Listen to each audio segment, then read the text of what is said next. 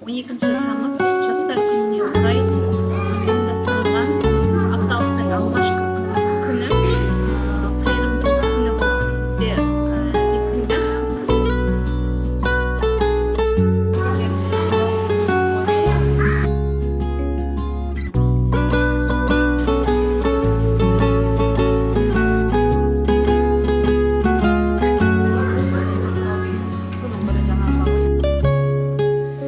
Өзгеге су ұсынсаң, өзіңе бал ұсынды.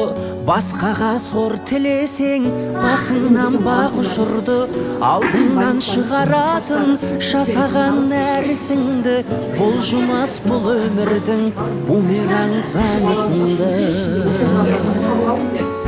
Жақсы адамдармен табысайықшы, жақсы амалдармен қауышайықшы. Жақсылық тілесең егер, өзіңе мың есе келер.